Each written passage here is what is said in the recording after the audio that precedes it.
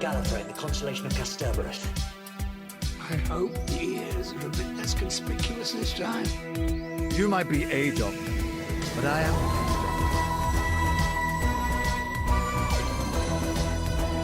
I'm a doctor. That's probably not the one you expected. Absolutely fantastic.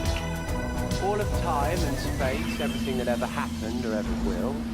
Where do you want to start? Hello, everybody. Welcome back to Bigger on the Inside, the new Who, Doctor Who.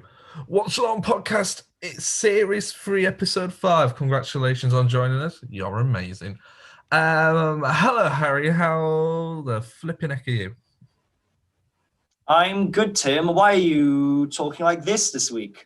I don't know. One thing I do want to mention is that this week is Mental Health Awareness Week, and I think there is two really good documentaries. I should have saved this for recommendations, but I mentioned it at the top. There's two really good documentaries on BBC iPlayer that I think people should check out.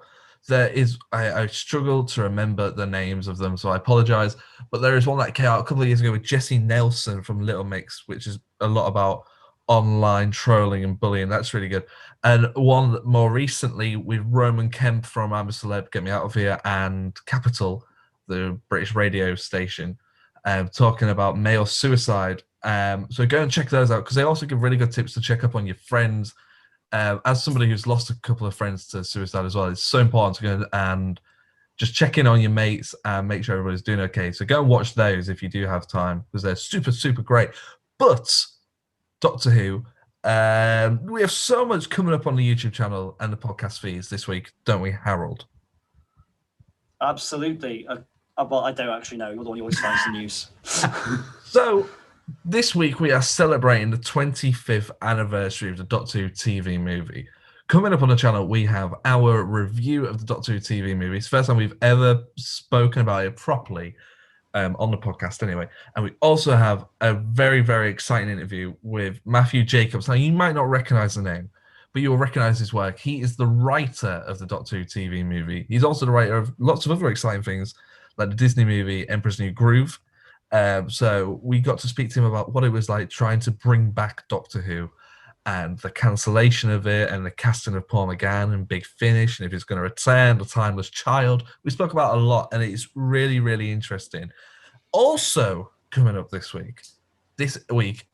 episode even, we are talking about Daleks in Manhattan and evolution of the Daleks.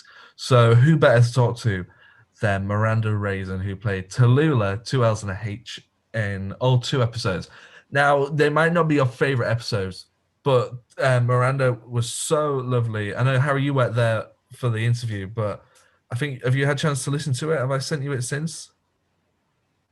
You've not sent it to me, and I'm kicking myself that I couldn't make the time to do that, because from what you've told, Miranda was an incredible person to speak with. Yeah, she was so lovely, and she had so much positive things to say about Doctor Who. And also, you will know her as Conscious Clark as well from Big Finish. And she spoke a lot about working with Colin Baker, how great David Tennant was, the fandom itself. And I really think she enjoyed being on the podcast by some stuff that we spoke about afterwards that I don't want to talk too much about. I don't want to tease people with too much. But that was really good stuff. Anything else that's coming up on the YouTube channel, you got that. Oh, also, there's so much coming up, I keep forgetting. It is the release of the Ninth Doctor audio adventures. They come out this week as well. So we're going to try our hardest to get our review of those up either on Thursday or Friday if we can, for at least the first episode. And also coming up is a short clip from another upcoming interview with, I feel so bad because the name has just escaped me. But a gentleman who is the videographer for Big Finish, who has worked with Chris and interviewed Chris. And we spoke about what it was like trying to keep secrets from Twitter. And so I will double check that name. I'm going to pause it now. So I feel so. How could I forget Joe Lee Coop's name? I do apologize. So that's all coming up as well. But for now, Harry, before you've got all that to watch and listen to, would you like this week's Doctor Who news roundup? Absolutely, though from the sounds of it, we might have more news this week than Doctor Who itself. But I don't know, you tell me. I think we do. It seems that a lot of people, for some reason at the moment, are asking Billie Piper if she would like to return to Doctor Who, and she always says no. But she's recently spoken about her reasons for leaving the show on Desert Island Discs to Laura Laverne on BBC Radio 4. Have you ever listened to Desert Island Discs? I've caught bits and pieces. It's a really kind of chill program. I wish there were more shows like that with celebrity guests where they can just have like a relaxed, candid, personal conversation. It's just really nice. Yeah, I know Russell T Davies has been on it, Rowan Atkinson, David Tennant, and there's some really great people. And I think even Matt Smith's been on it as well, so people should check those out. But yeah, she spoke to her about how she didn't know that how successful that reboot was going to be. She said, it made me really famous again in that sort of mainstream fame way that I find really uncomfortable. When asked if that was why she left the show in 2006, Piper said, I think that played into it, but I also just was just at the beginning of my young acting career. As much as I love the show, I love Rose Tyler, Russell T Davies, and all the people that I continue to have relationships with. I wanted to do different stuff. I don't like the responsibility of being that sort of role model.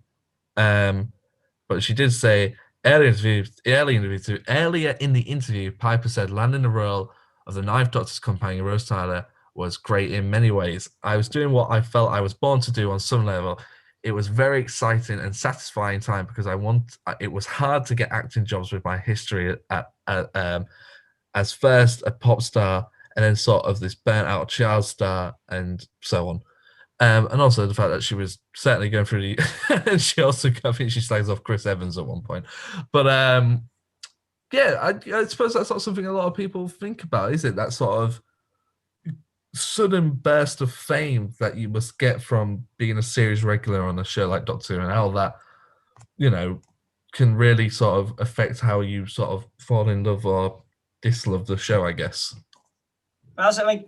Did you have any idea who Tosin Cole or Mandip Gill were before they were cast on Doctor Who? No. I mean, Jodie Whittaker, obviously I'd watched Broadchurch, but I couldn't have said her name off my head, and now she's, a household name. Yeah.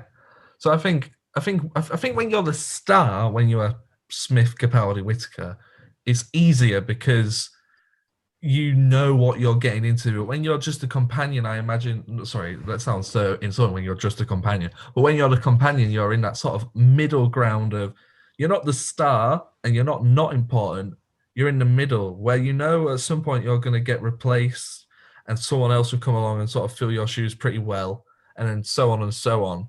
But I also imagine it's that thing of those 2 or 3 years of being that character quite intense. Oh yeah, it must be a whirlwind. Yeah. That's kind of weird because it is so kind of all-encompassing. And for so many actors, it kind of... Well, I mean, less so nowadays, obviously Billie Piper, Jenna Coleman have kind of gone on to do things since, but kind of, especially in classic, you kind of playing a companion, that becomes kind of the thing you're known for. Even with Billie Piper, she talks about how that was kind of her coming out of the pop star career. I think most people today wouldn't even realize that Billie Piper ever was a pop star. I didn't realize until I heard Because We Want To. I was like, shit, is that Rose Tyler singing and dancing? Yeah. She does that? People should listen to her interview with David on David Tennant's podcast, David Tennant With, or whatever it's called, where she talks a lot about that sort of when she was sort of 13 and living on her own and all that sort of stuff, which is quite interesting. So I suppose that's not something I've really ever thought about, really. I think Matt Smith mentioned it, didn't he, a few weeks ago? He sort of said you can do sort of 3 years as the main lead, and then after that it really sort of becomes taxing.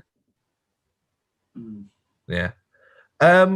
In other news, Harry, they've been, for the last 5 years or so, they've been recreating these lost episodes of Doctor Who in animation form.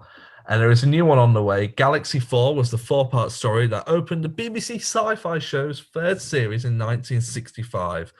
Only one episode of The Quarter still exists, having been found in a private collection in 2011, but are all being remade in colour by a team of animators. The full script survived thanks to a fan recording original audio of the time of broadcast. Hartnell, it's the first Doctor story, all coming back in animation form.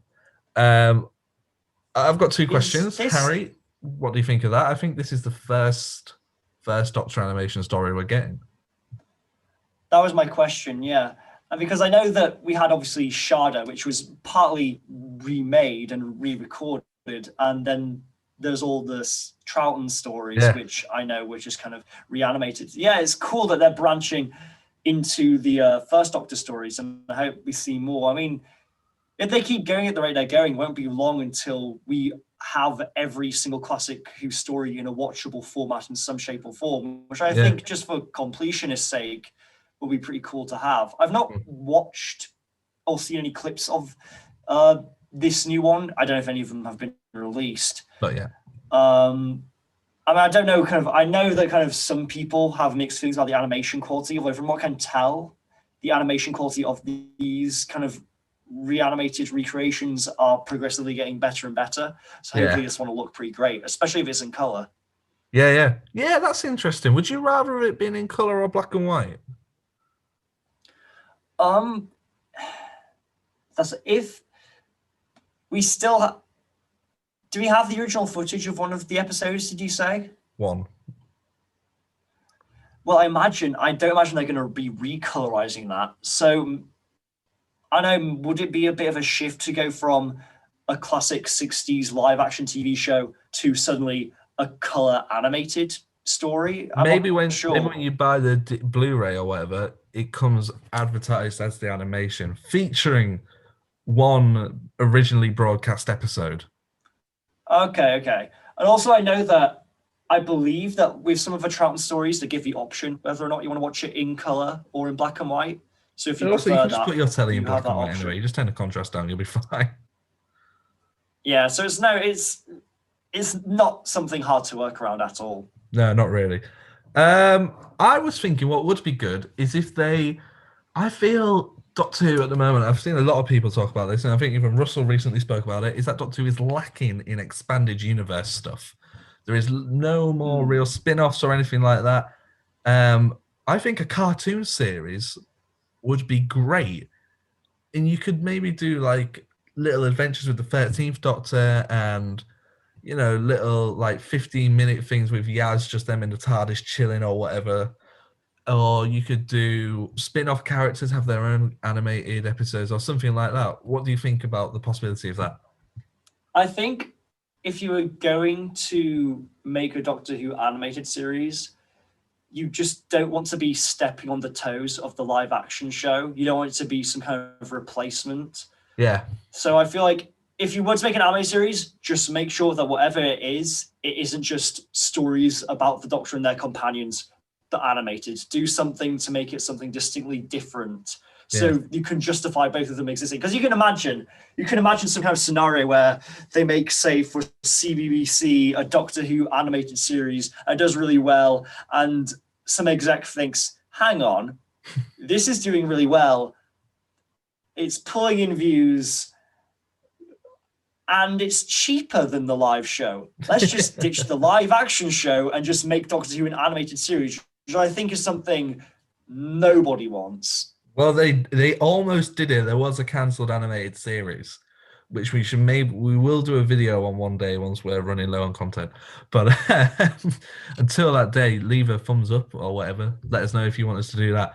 But yeah, well, we recently talked about Daleks. We watched every episode of Daleks when that came out, and that got progressively a lot better. We got really into that by the end of that.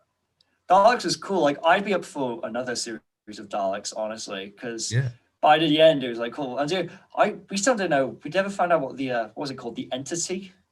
I think it was just a thing, wasn't it? They never really sort of specified what it was. But I remember thinking at the start, it's going to be some kind of Doctor cameo, but we just never really found out. So there's plenty of room to do another series of Daleks. I'm all for it. Yeah, that was really good. I remember really enjoying that.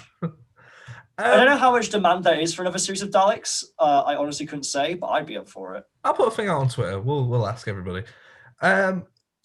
There's a lot of Christopher Eccleston news this week, Harry, as I'm sure you will expect, because he has his 9th Doctor returns. But before we talk about his return to Doctor Who, Christopher Eccleston is going to be the lead actor in a new BBC Oliver Twist-inspired series all about the Artful Dodger. And he's going to be playing Fagin. That's cool. I mean, Yeah, Fagin is a Londoner, right? If I remember correctly from. He is, I believe, yeah. So I wonder, are they going to go for like a Northern Fagin, or are they going to? Is Eccleston going to put on an accent, which I'm sure he has the capacity to do? Either it's kind of looking at him, I can see it working. It's very curious. Is it for a younger audience, or? I don't know. I'm just reading it here on the mirror, so I'll try and read it out loud to you. As always, is a laugh. Doctor Who star Christopher Eccleston has been cast as the iconic role of Fagin in the BBC's new drama Dodger. With a new take on a Charles Dickens' favourite character, the star will be here we go. The star will be in the series, which is a funny, optimistic, fast-paced comedy drama that is set before the events of Oliver Twist. It has been written and created by Emmy Award winner Rhys Thomas, and is one of the many dramas being released in 2021. According to the synopsis, Dodger follows the exploits of the infamous pickpocket, the Artful Dodger, and Fagin's gang as they find ingenious ways to survive the grim and horrible world of Victorian London in the 1830s. Sounds like fun. It does sound like something that kind of skews towards the kind of Doctor Who audience of kind of families. Yeah, it does. I think that would be really good. I think that because this is Eccleston, he's a very proud Northerner, that we will get a Northern Fagin. I feel like he would be kind of keen to keep his accent. I'm not saying that he doesn't. He totally has the ability to change it, but I think I would be quite interested to maybe that would be quite a cool character choice to have him move down south. Down south. Down south. Yeah. I don't know what Southerners sound like. I'm in the Midlands. I kid. I have Southern friends. I promise. I recently spent the last couple of days with some friends I haven't seen in a while. I have some mutual friends of ours, and I've been hanging around with a lot of Southern people, not by choice. I was forced with them through university. It was disgusting. But they all. Do you think Southerners talk about Northerners the way that we talk about Southerners? I think Southerners look at us like we're like some sort of like weird subculture of humanity. I don't know why we were talking like I know Southern people. They're normal people. Why are we acting so weird? But they were all saying how I'd picked up a somewhat Southern accent on certain pronunciations of my word, which insulted me nonetheless. Anyway, it's carry on with some Doctor Who news. Here's the funny thing. Sorry. Whenever I was in the north, whenever I was in Hull or York, I don't sound for the north. I don't sound very northern. No. And people were like, "Oh, well, you don't sound northern." I'm like, "Well, where am I from?" And they're like, "I don't know." But then I'm not even down south now. I'm in Birmingham, the Midlands, and everyone picks out how northern I sound. Like I'm the most northern person in the Midlands that I know of. Well, if you are in the Midlands and you think you are more northern than Harry, do get in touch with the show. No, I'm the northerner. I'm the northerner of the Midlands. That's what they all call me. The only northerner in the village. More Christopher Eccleston news. He's spoken about the culture of Doctor Who, and he said it's still a bit of a boys' club. Christopher Eccleston has said that Doctor Who is still a boys' club, calling the long-running sci-fi series to include more female writers, characters, and villains. The actor played the Ninth Doctor during the first series of the programme's revival, which I had back in 2005, and has recently reprised the role for an audio series. Speaking to Doctor Who magazine, per Digital Spy, the actor said Russell T Davies writes the Doctor as one Doctor. Stephen Moffat writes him as another. Robert Sherman writes him. He's another.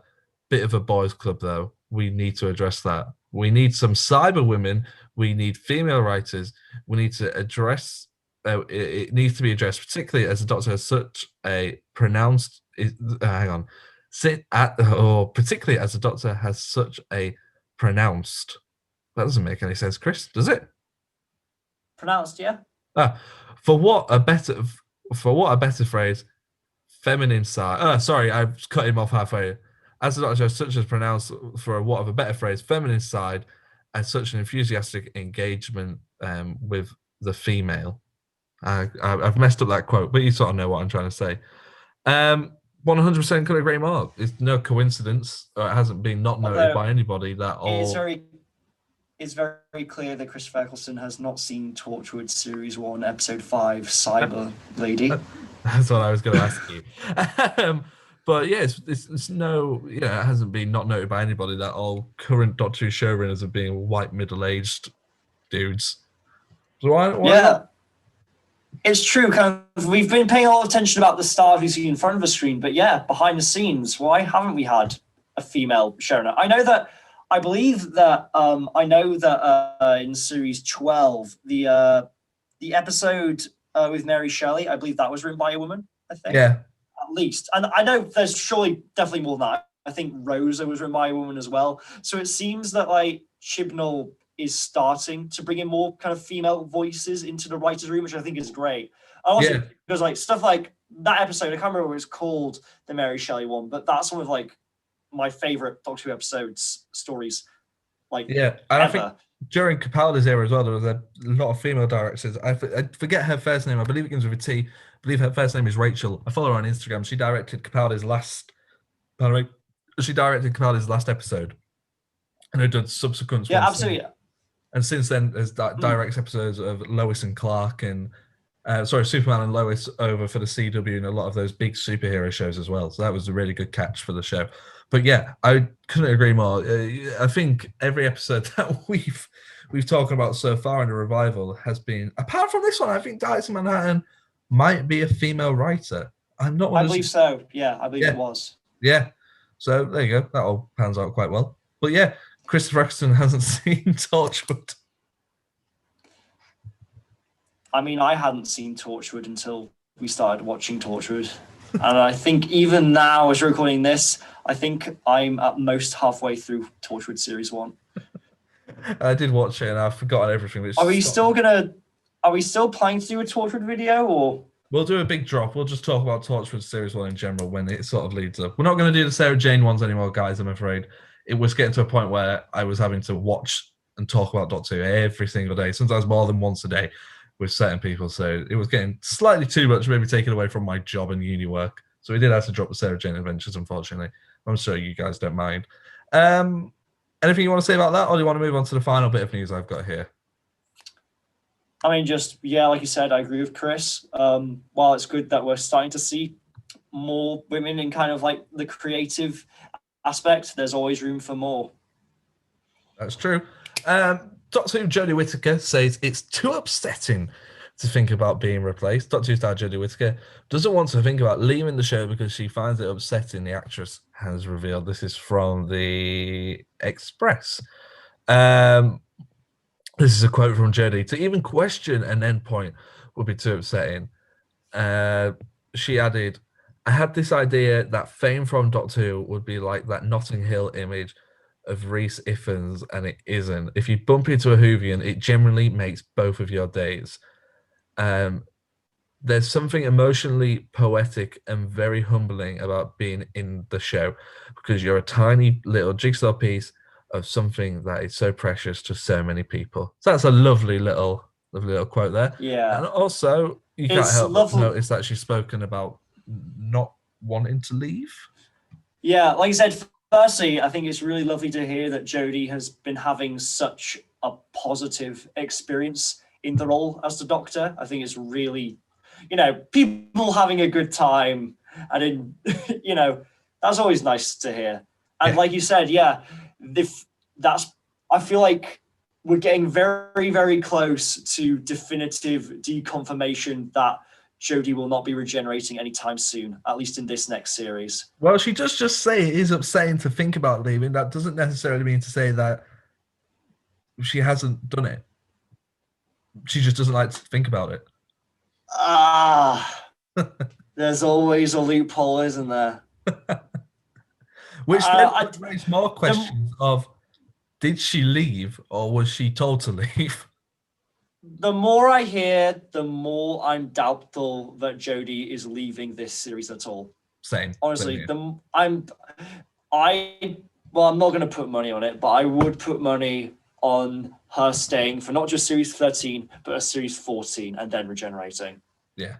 Yeah. Yeah. I think she's going to be here till the 60th. I'm calling that. Oh, I don't know. I'll say it now. I think Jodie Whittaker at the time of the 60th will be the current Doctor. She may be leaving in the 60th, but when that episode starts, she will still be the new Doctor. But that doesn't necessarily mean that Doctor Who will be on every year until then. They may do a year off, a year off, a year on, a year off, a year of specials like they did with Tennant.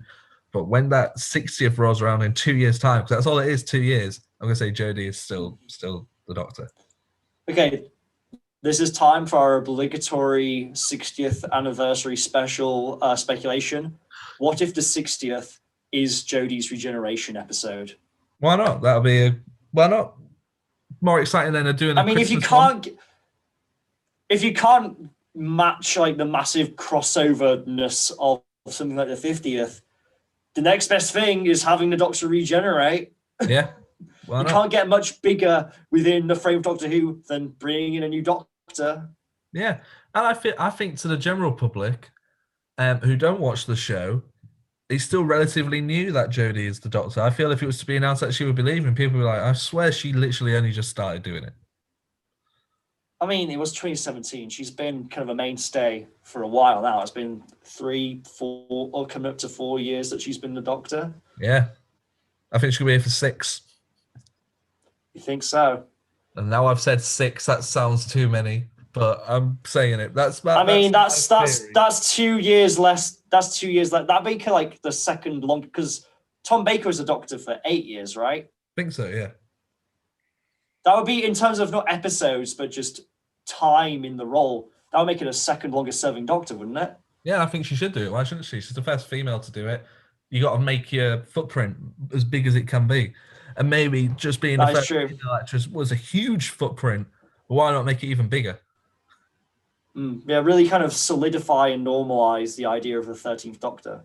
Yeah, because you think about it, when people look back at that, we look back at Tom Baker as this icon of the show because he was so recognizable with the role, and that came because he was that role for so long. So why not match that with the first female Doctor? Because then people are going to look at it, and that line will be blurred as to if the role is male or female. Absolutely. And if they continue to kind of develop and show more of the 13th Doctor, then, I'd be all for that. I feel like there's a lot of the 13th Doctor that we've not seen yet. Yeah. So, I'd be up to sticking it out for the long run. Yeah. That's me all done with news. Anything you want to talk about, little boy?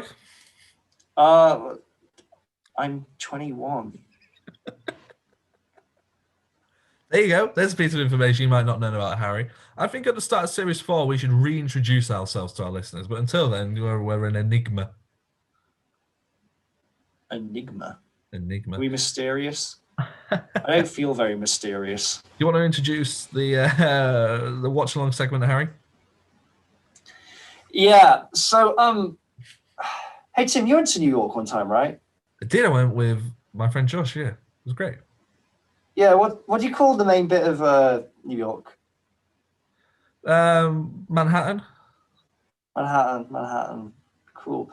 Do you ever see anything like strange? I've heard like New York's quite they describe it as like a melting pot. You get all kinds of stuff going on there, right? I saw a guy in the Grand Central Station, Office Heads on Drugs, playing imaginary basketball with himself.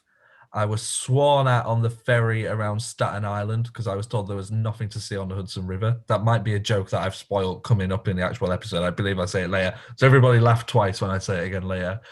And I also saw my friend nearly get arrested. So yeah, there's some weird stuff in New York. Well, with the amount of crazy stuff in New York, you wouldn't be surprised to see something like, I don't know, like Daleks in Manhattan. And on the topic of Daleks, it's I think it's been really cool that kind of over the years of the show Doctor Who, we've really kind of seen the Daleks grow and change both in design, the way they're treated and written. It's really, really cool to see that kind of almost like evolution of the Daleks. Yeah. Hold the phone. Speaking of Daleks in Manhattan and evolution of the Daleks. Hold the phone. Enjoy it, guys. It doesn't get any better than this. Shut up! Shut up! Shut it down, pop up!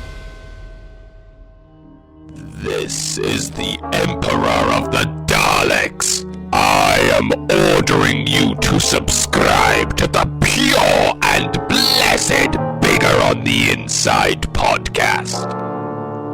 Failing the order will result in total extermination.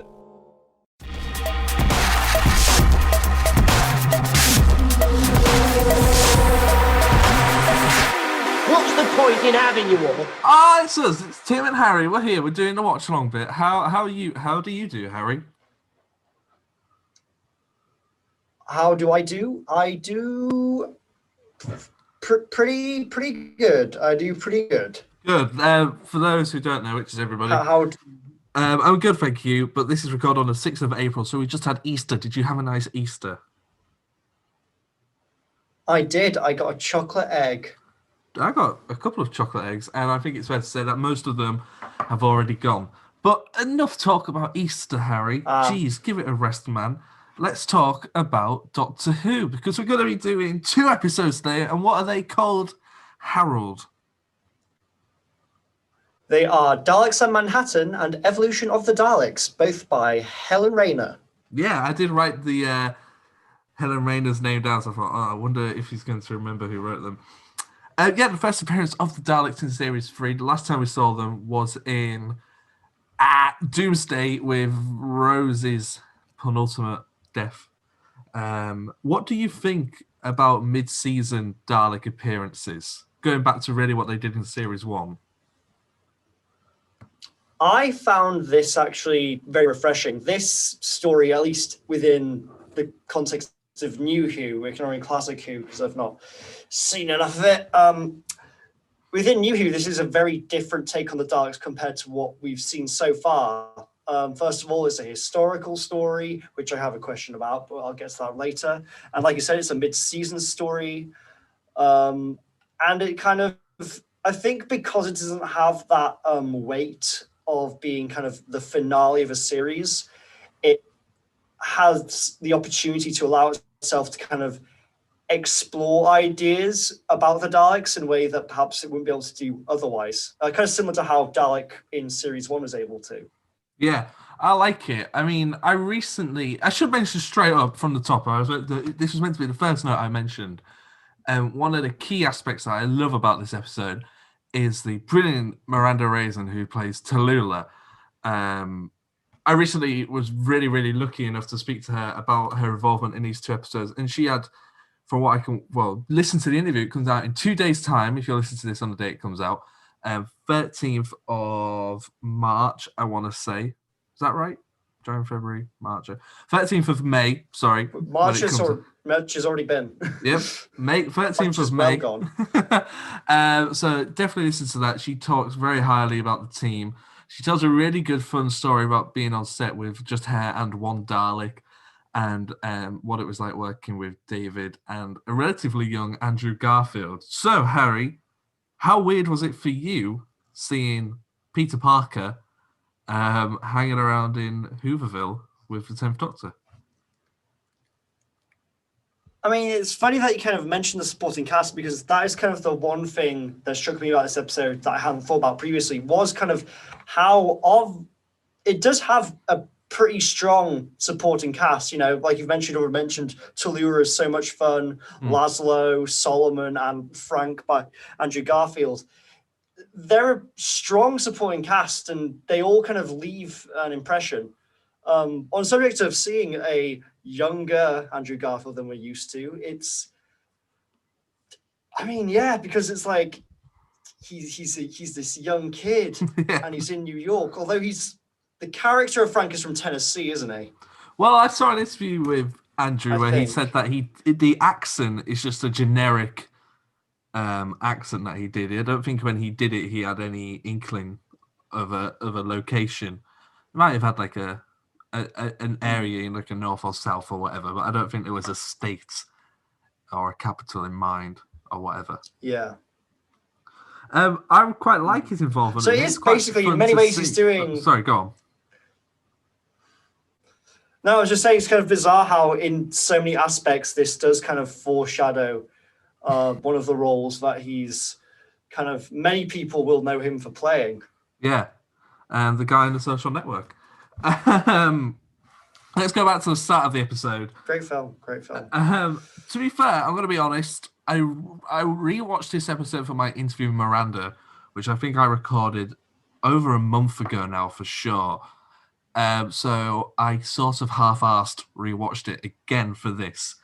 But I can tell you that when I did rewatch it, I was looking online and this isn't a lot of people's favorite episode, but I really enjoyed it when I first watched it, as in when I first rewatched it a couple of months back. Really good fun. It's a refreshing, different look on a Dalek rather than just we're going to take over the world. I think it's more classic Who in the sense that it's not silly, but it's more of a sort of a fun way of approaching the Daleks. They're building the Empire State Building. Yeah. Yeah, I mean, I guess I can sort of understand why there are some people who aren't as keen on this because, yeah, especially for kind of the main villain of Doctor Who, the Daleks, it is quite an unconventional take on them as far as New Who is concerned. But I'd argue the main villain should be explored in unconventional ways. And yeah, I guess there is some things. I feel like the thing that always struck me as the goofiest was when the Daleks refer to their kind of slaves as pig slaves. Something about the Dalek voice saying pig slaves admittedly feels a little goofy. But other than that, I think that everything it explores is, yeah, very interesting. You know, we'll get to the human Dalek stuff later. But yeah, there's a couple of things in this episode there's a couple of things in the episode where I sort of think, oh, that's maybe slightly too unawarely tongue-in-cheek, like calling them pig slaves, having the Dalek plates at the top of the Empire State Building. When the lift opens, a Dalek eye matches the eye on the elevator. The thing of calling it Dalekanium. There's a lot of stuff in there I sort of think, oh, I think you could have come up with something a bit better. That's just, funny enough, all the stuff to do with that did not cross my mind at all. I don't know, I guess maybe because I grew up with it as a kid, I'm very accepting of that. Yeah. I don't know.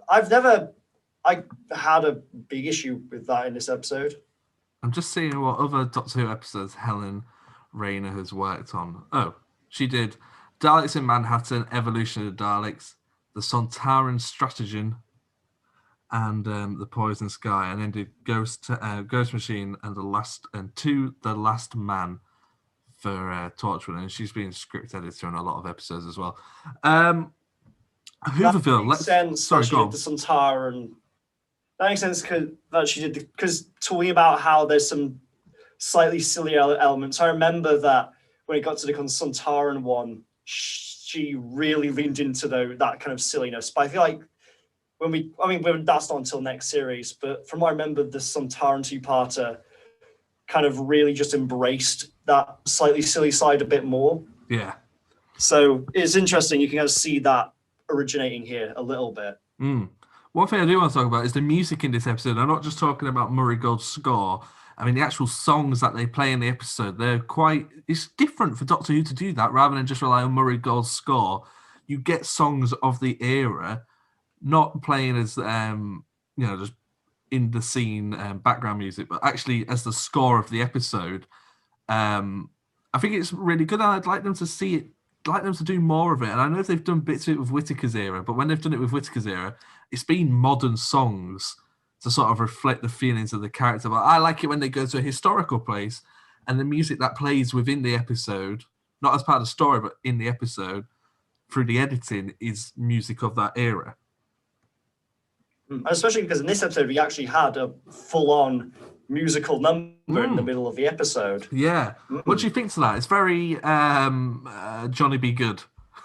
Like, the whole story stops and we have a song and dance number. Hey, Johnny Be Good is one of the best scenes of Back to the Future. Like, that's a compliment. Yeah.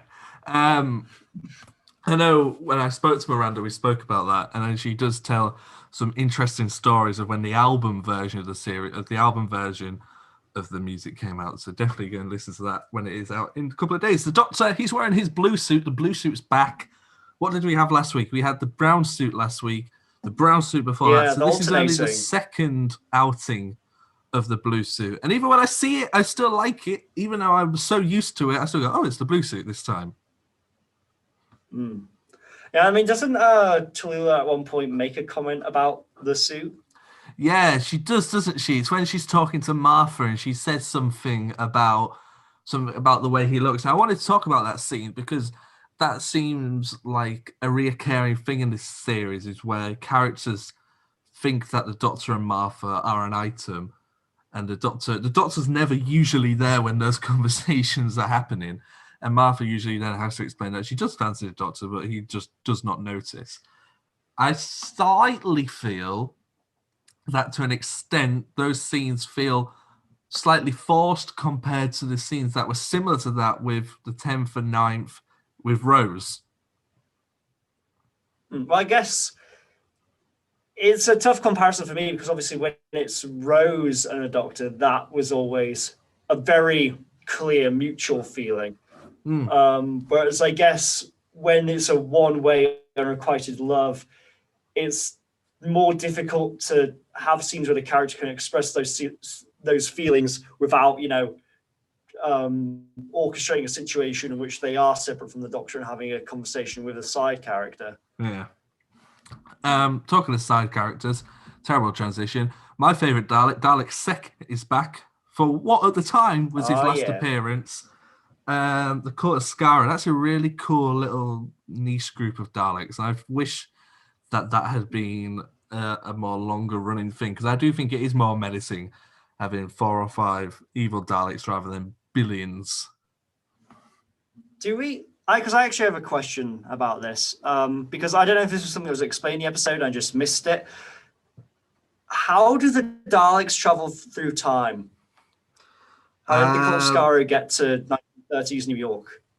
I don't know. It might have been said. Like I said, it was a while ago when I watched it. I did listen to the audio commentary recently, but literally tonight. But I honestly do not know. I don't think it's explained. Actually, no, it is explained. I know they explain it. I can't remember how.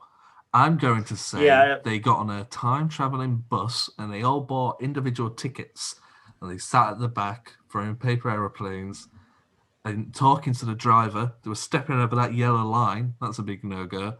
And, they eventually got to where they needed to be. I'd quite like a Big Finish series of the Court and Scaro's time-traveling bus tour. Talking of Big Finish, I did write down I would maybe quite like to see a Big Finish, or listen to even, a Big Finish Hooverville series. Oh, Hooverville. Yeah. And I thought, interesting. You always get like little legends of stuff living in the sewers of New York, like mole people and things like that. And I think maybe just have a few pig slaves that have survived or something, and then you could bring back Laszlo and Miranda as Tallulah, and you can't bring back Solomon, he's dead. You can't bring back Andrew Garfield because he's too expensive. But do you know what I mean? You could really have some fun with that, I think. Yeah, I reckon, Tallulah and Laszlo, they're a good couple. Be fun to see if they actually do work it out. And they're standing back to back, and she's got a gun, and he's got a string of sausage. Woof, bit close to home to him. This episode is really well directed, I think. There's a lot of different sets and a lot of different layers of the Empire State Building that they go to. But one thing that I really, really liked in the episode was the scale and the layering and the matte painting that goes on. So you have a Dalek standing on the edge of a fake Empire State Building, and then within that, you then have actual footage of New York from 2006 that they shot, and then they have removed modern elements and painted back onto that footage elements of the time of the setting. And I think it's really, really well done. Did they actually film in New York? Because I assumed that they filmed in the UK and all the New York stuff was post. They spent 3 days in New York, and none of the cast went. Just the crew went to get shots of skylines and stuff like that.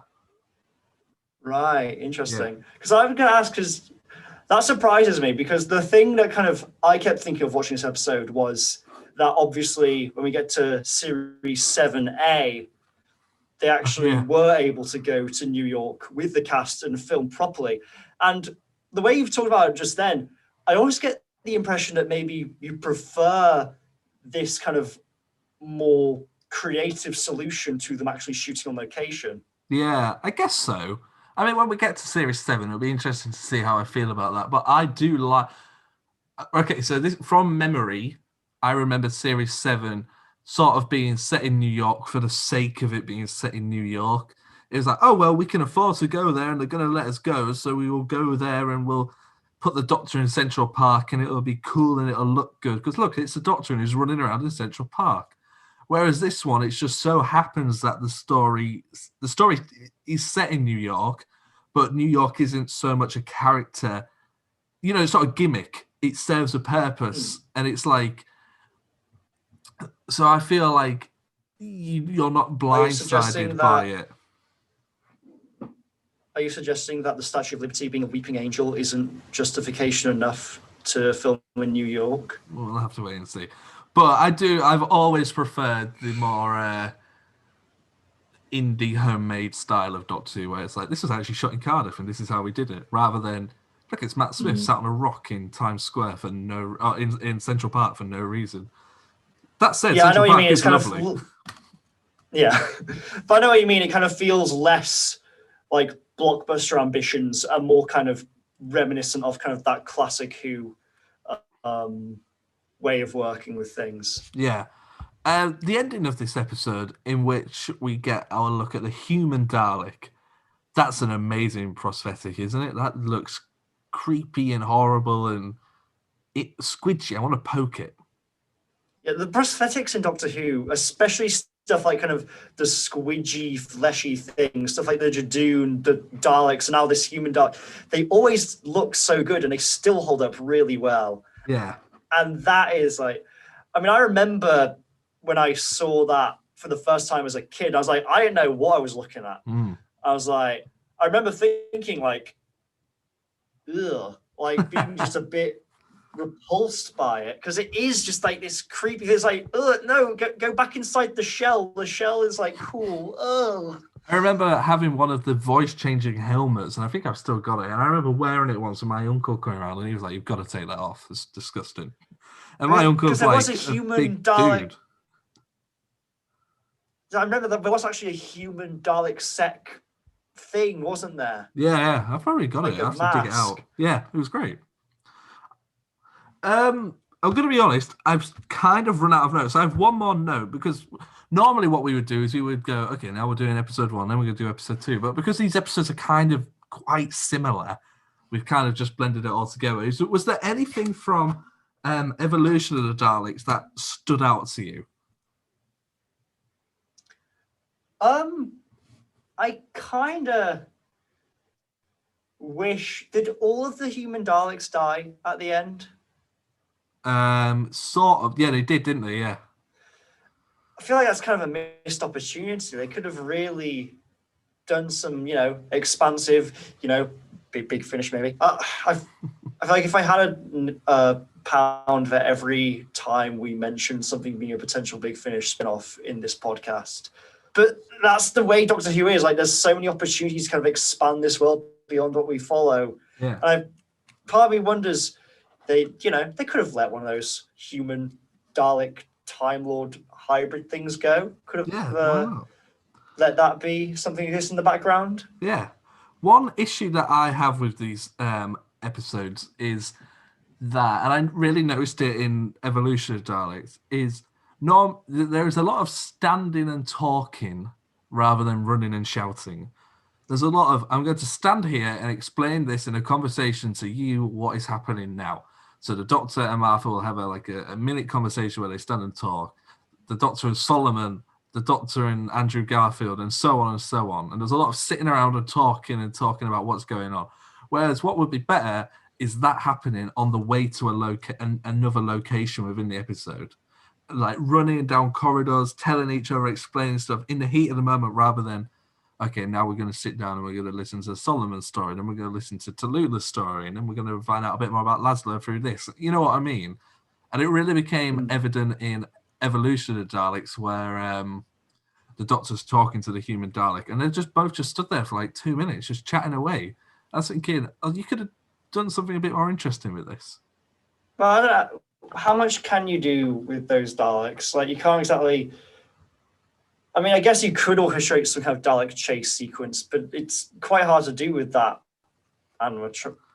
Yeah, I get. Okay, so yeah, I guess so in that sense. But that could stay standing. But I feel like you get bored of it by that point because the rest of the conversations in the episode have been stood still standing. The only time I think anything really happens while they're moving is when they're in the underground sewers. And when they're flying. When they're flying.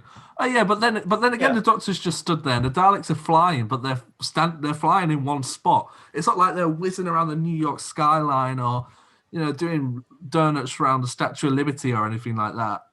I don't even know if it was built back then. Yeah, it was. Of course it was. They landed on it. It was. But do you know what I mean? It's like they have this really cool opportunity to explore such an iconic location, and they don't really seem to utilize it that much.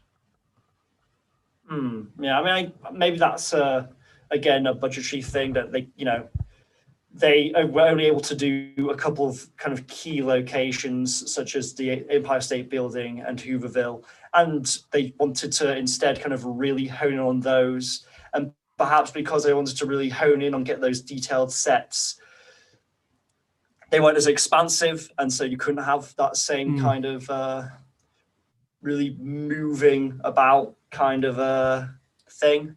Yeah, perhaps, yeah. Anything that we haven't spoken about, Harry, that you would like to talk about? Just gonna have a minute to think. Harry leans back in his chair and he ponders.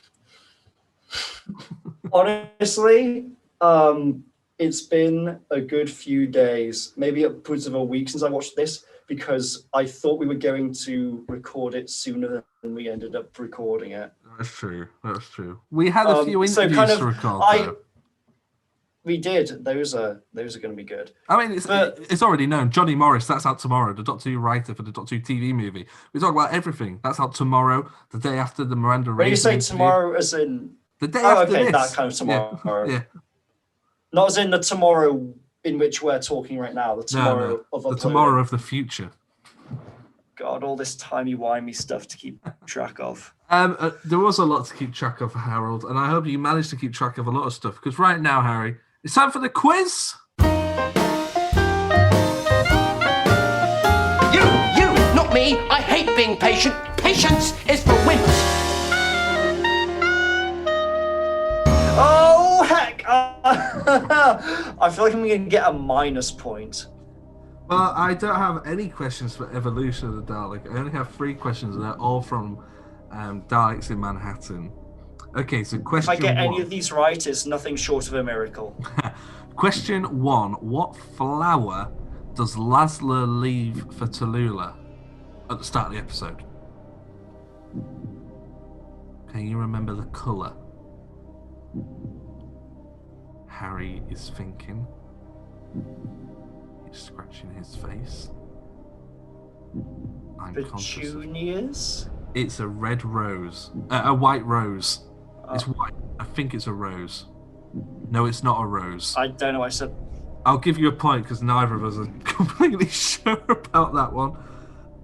When Laszlo goes looking for the pig at the start of the episode, he lights a match and he turns around and he's face to face with what? Is it not just a pig slave? No, I'm afraid not. It's a pirate, a statue of a pirate. When the Doctor enters Hooverville, he witnesses an altercation and a fight is breaking out. What is the fight breaking out over? It's a food stuff. What is the food stuff? God, that threw me off because I thought it was something to do with rent money. Really easy. Was it like wheat or something? It bread? was bread. Was it bread? Oh, yeah, go on, I'll give you that. extra point if you can identify the type of bread. The type of bread. It's like sourdough or something. No, it's French bread, I'm afraid, Harry. So 2 points there, 2 out of 3. Not too bad, not too bad. That was very generous. That was very generous, Tim. I feel like I had to sort of let you have that a bit because let's be honest, this has been a pretty poor episode. I'd like to counter that. I'd say that because of the distance between the watching and the talking, I was able to distill the key points in which I wanted to discuss, therefore resulting in a perhaps less comprehensive but more punchy and to the point discussion of the episode. Does this sound like bullshit, Tim? Do you think this is bullshit? It's bullshit, but I'm gonna agree with that bullshit because I'm in exactly the same boat as you, except that I watched it a couple of months back. And I knew it was coming up, and I should have watched it sooner. And I knew we were recording today. We were meant to record at 8, and then at 7:30, I went, oh, balls, I still haven't watched the episodes. So I'm going to have to watch the episodes with the audio commentary. So all the stuff I know about these episodes are just random behind-the-scenes facts that don't help at all. But enough of that. Look, you've got to listen to the interview with Miranda, because we talk a lot about... these 2 episodes and how fondly she speaks of them is amazing, and her love for David and everybody involved in the cast and the crew, and she is super interesting. And of course we talk about Big Finish at her time working with Colin Baker, and she talks a lot about that, and genuinely one of my favorite guests that I've ever spoken to on the podcast. She was just utterly lovely and very charming, so definitely go check that out. Don't let our crass naff review and laziness alter. It wasn't laziness, it was bad scheduling, poor scheduling. We could have rewatched it though, couldn't we? I've uni work or something. That's the best thing about being at uni, is when you don't want to attend gatherings or social events, you just say you have uni work. It's great. I see my family. But the thing is, here's the problem. All of my friends are on the same course as me, so I can't say oh guys, I've got to work on this dissertation. Harry, what are you talking about? We're acting, we don't write dissertations. But you guys, the proposal, Harry, that took like 2 hours.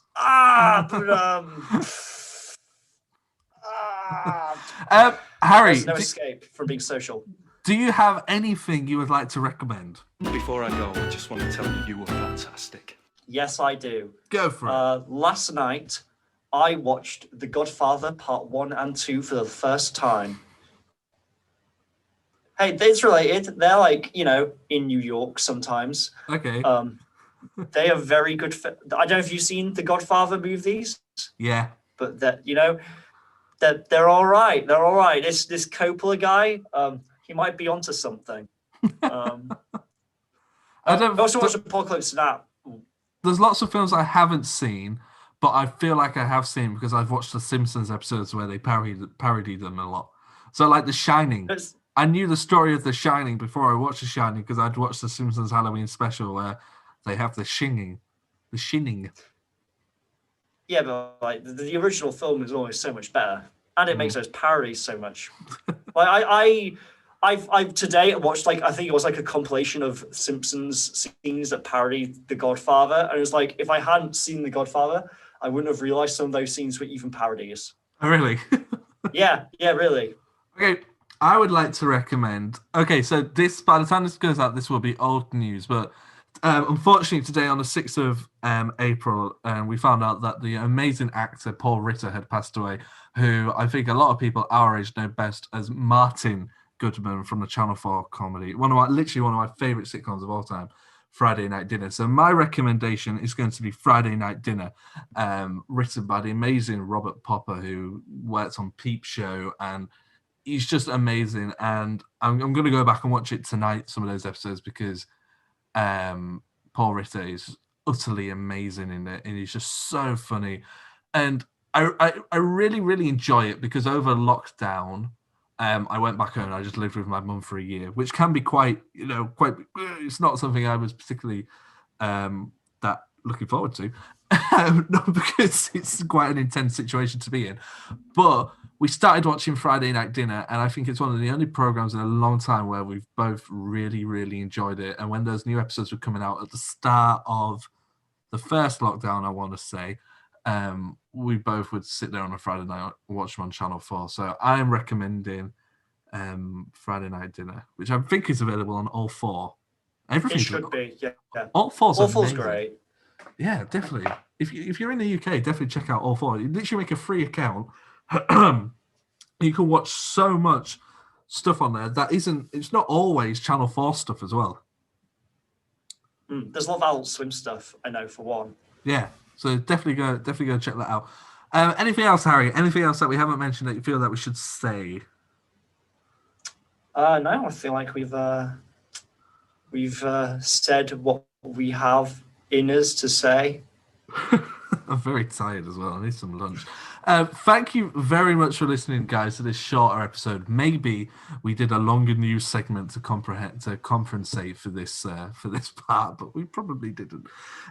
So I will say goodbye, and now I will leave it up to Harry Murdoch to say goodbye. Also, over to you, Harry.